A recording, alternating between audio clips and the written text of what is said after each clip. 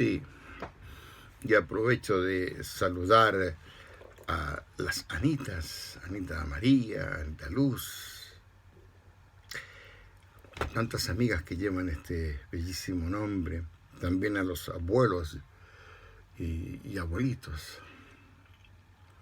Sí, Joaquín significa, según lo que sabemos, Yahvé prepara, y que fue el padre de la Virgen María, Madre de Dios.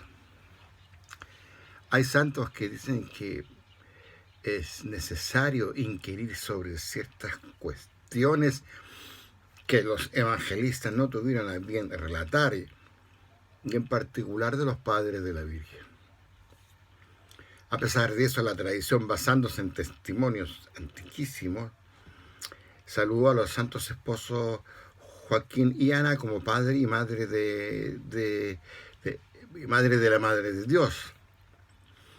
Esto es una tradición que parece que tiene fundamento de lo que conocemos como el protoevangelio de Santiago, en el libro de la Natividad de Santa María, y el pseudo Mateo, libro de la Natividad de Santa María la Virgen y la infancia del Salvador.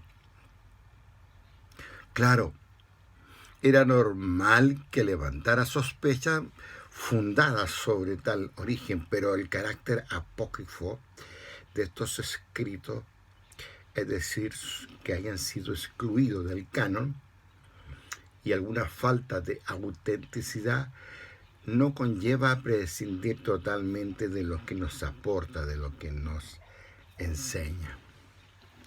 Por ejemplo, considero interesantes las bellas líneas que este protoevangelio de Santiago describe como en su edad y ancianidad Joaquín y Ana hallaron respuesta a sus oraciones por su descendencia. Es tradición que los padres de Santa María, que aparentemente vivieron primero en Galilea y se instalaron después en Jerusalén, donde nació y creció Nuestra Señora. Allí también murieron y fueron enterrados según la tradición.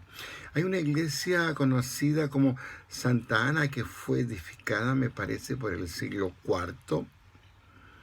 Se le atribuye a Santa Elena y se le atribuye que ese es el lugar de la casa de San Joaquín y Santa Ana. Y sus tumbas fueron allí veneradas por muchos años, creo que hasta el siglo IX, siglo X, en la que fue, después que llegaron los musulmanes, fue convertida en una escuela musulmana. La cripta contenía en otro tiempo las sagradas tumbas, pero fueron, gracias a Dios, redescubiertas por el año 1889. Y San Joaquín fue honrado muy pronto por los griegos que celebraban su fiesta al día siguiente de la Natividad de Nuestra Señora.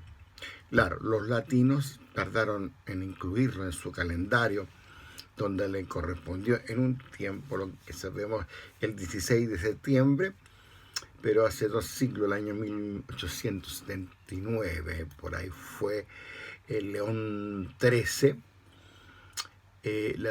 lo instituye la fiesta el 1 de agosto. Ahora es el 26 de julio. Y dignificó en estos esposos y fue aceptada esta celebración.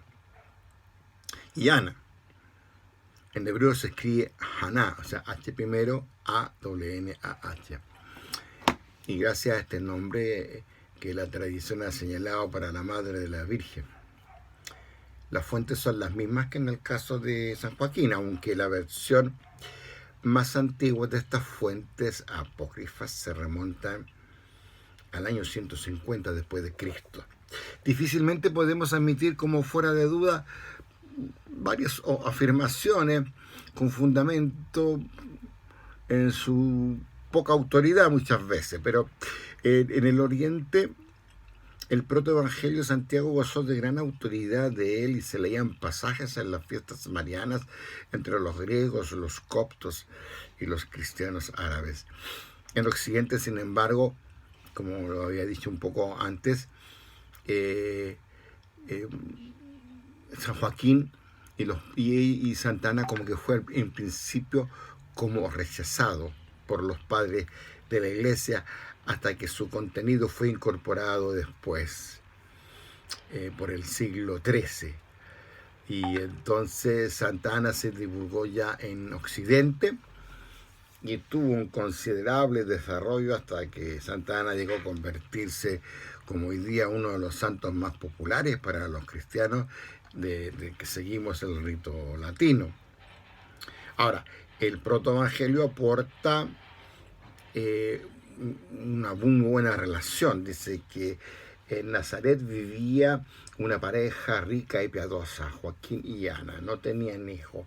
Cuando en una ocasión de cierto día festivo, Joaquín se presentó a ofrecer un sacrificio en el templo y fue arrojado de él por un tal Rubén, porque los varones sin descendencia eran indignos de ser admitidos. Entonces Joaquín, lleno de dolor, no regresó a su casa, sino que se dirige a las montañas para manifestar su sentimiento a Dios de esta soledad. Muy hermoso. Y también Ana, puesto ya al tanto de esa prolongada ausencia de su marido, dirigió una súplica a Dios para que levantara esta maldición de esterilidad, prometiendo dedicar al hijo, a la hija, a su servicio. Y entonces dice que sus plegarias fueron oídas. Un ángel se le presentó ante Ana y le dijo: Ana, el Señor ha visto tus lágrimas y concebirás y darás a luz, y el fruto de tu seno será bendecido por todo el mundo. El ángel hizo la misma promesa a Joaquín, que volvió poco tiempo después a su esposa. Y así fue como Ana dio a luz una hija a la que llamó en principio Miriam. Dado que esta narración parece reproducir un relato bíblico, y si alguien lo ha escuchado, que es la concepción del profeta Samuel, cuya madre también se llamaba Ana. Entonces ahí aparece como una sombra de duda que se proyecta, y bueno, por mucho tiempo. Pero he leído que un padre en Francia, en París, de nombre John Eck, afirmó que la santa estuvo muchos años sin descendencia antes que naciera María, y que San Joaquín murió poco después de la presentación de María en el templo, ¿verdad? Y también dice que, no, bueno, es lo que él decía, y estamos hablando del siglo XVI, que Ana luego se casó nuevamente con Cleofás, de la cual tuvo a María de Cleofás, la mujer de Orfeo, y madre de, como sabemos, y lo hemos dicho muchas veces, de los apóstoles Santiago el Menor.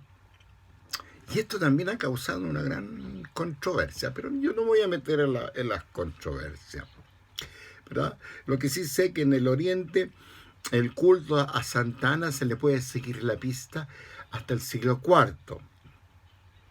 Incluso Justiniano I hizo que se le dedicara una iglesia. Y el canon del oficio griego de Santa Ana fue compuesto por San Teofanes.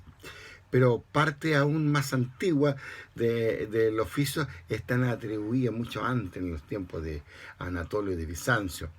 Y entonces su fiesta ya se celebraba en el Oriente el 25 de julio, que podría ser el día también de la dedicación de su primera iglesia en Constantinopla, o el aniversario de la llegada de sus supuestas reliquias a esa ciudad, que se dice que fue por el año 710.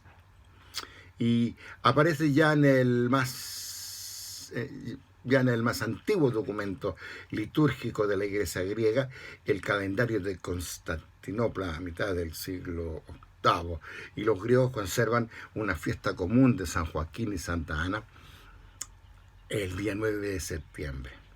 Pero nuestra iglesia latina, Santa Ana, no fue venerada al principio, salvo quizás decían que en el sur de Francia sí lo hacían, y mucho antes del siglo XIII.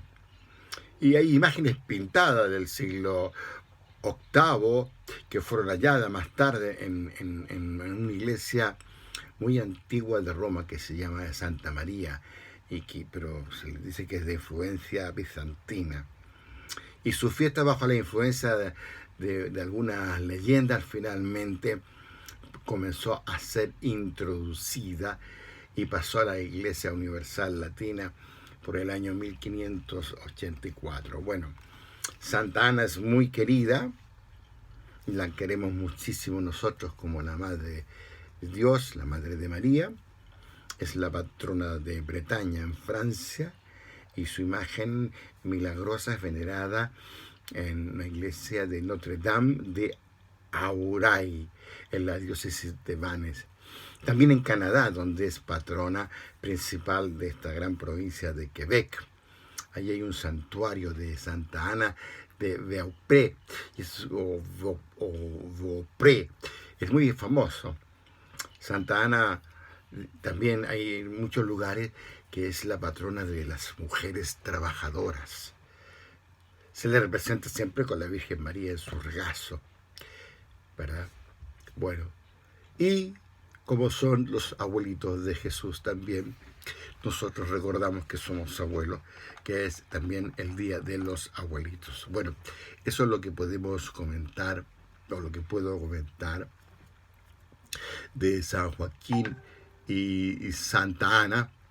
Y la verdad, les deseo a todas las Anitas y Anas María, a mis amigas Ana, a mi mujer Ana Luz, un feliz día, y a todos los abuelitos. Muchos somos abuelitos. En mi caso ya tengo 4 nietos y doy gracias por ser abuelito, y doy gracias por mis abuelitos también, que fueron hombres muy devotos y grandes personas que me enseñaron la fe. Es cuanto puedo decir, y podemos seguir hablando muchísimo, pero ahora les toca a ustedes.